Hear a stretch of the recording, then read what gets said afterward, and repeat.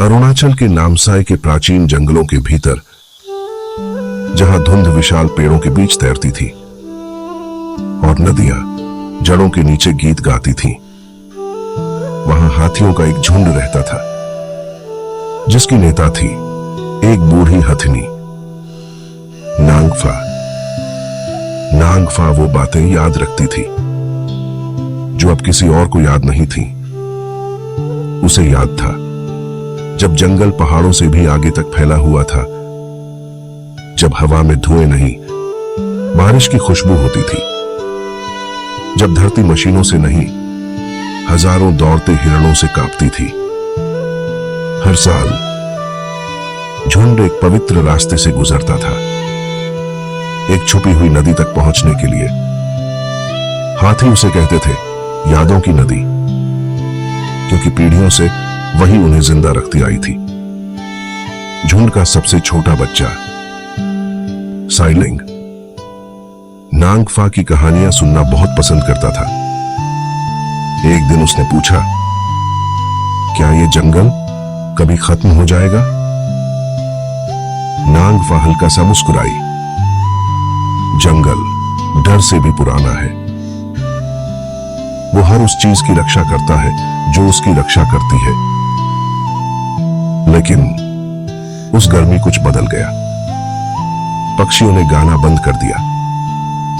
फिर एक आवाज आई, न बादल न बारिश, लोहे जैसी चीख जिसने पूरे जंगल को छेड़ दिया।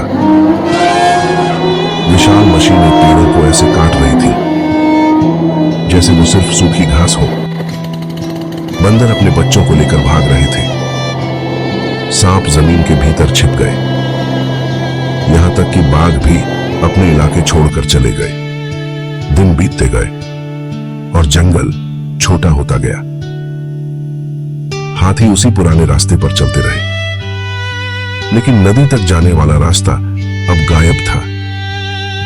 उसकी जगह थी सड़कें, धुआं और कटे हुए पेड़ों के अंतहीन ढेर। साइलिंग ने चारों ओर देखा। क्या हम गलत रास्ते पर आ गए? नांगफा चुप रही। अपनी पूरी जिंदगी में पहली बार वो इस दुनिया को पहचान नहीं पा रही थी। कई दिनों तक झुंड जलती धूप में भटकता रहा। पेड़ों के बिना धरती गर्म होकर फट चुकी थी। नदियां मिट्टी में बदल चुकी थी। यहां तक कि हवा भी खाली लग रही थी। एक रात भूखा झुंड इंसानों की बस्ती के किनारे पहुंच गया। वे पानी और खाना ढूंढ रहे थे। बाढ़ें टूटने लगी, गोदाम बिखर गए, लोग चिल्लाने लगे। तेज रोशनियां अंधेरे में चमकने लगी। डर दोनों तरफ फैल चुका था। तभी एक जोरदार धमाका हुआ। साइलिंग डरकर रुक गया। नांगफा तुरंत उसके सामने आ गई। फिर दूसरा धमाका हुआ और बूढ़ी हथिनी धीरे धीरे धूल भरी सड़क पर गिर गई। पूरा झुंड खामोशी से उसके चारों ओर खड़ा रहा। नांगफा ने अपनी थकी हुई आंखों से दूर पहाड़ों की तरफ देखा, जहां कभी जंगल हुआ करता था। उसकी आंखों में जलती आग डूबते सूरज जैसी दिख रही थी। साइलिंग ने अपना सिर धीरे से उसके पास रखा। इंसान ऐसा क्यों कर रहे हैं? नांगफा ने धीमी सांस ली, क्योंकि वो भूल गए कि जंगल सिर्फ हमारा नहीं था। सुबह होने तक झुंड वहां से जा चुका था और सदियों में पहली बार हाथियों को नहीं पता था कि उनका घर कहां है। साल बीत गए, लेकिन जंगल के कटने की आवाज अब भी नामसाई की हवाओं में गूंजती थी। जहां कभी घने पेड़ थे, वहां अब सूखी जमीन थी। बारिश पहले जैसी नहीं रही। कभी महीनों तक बारिश नहीं होती। और कभी अचानक इतनी तेज बारिश आती कि पूरा इलाका बाढ़ में डूब जाता। पेड़ों की जड़ें जो मिट्टी को थामे रखती थीं, अब गायब हो चुकी थी। नदियां उफान में मिट्टी बहा कर ले जाती और खेत धीरे धीरे बंजर होने लगे। गर्मी हर साल बढ़ती गई, हवा भारी लगने लगी,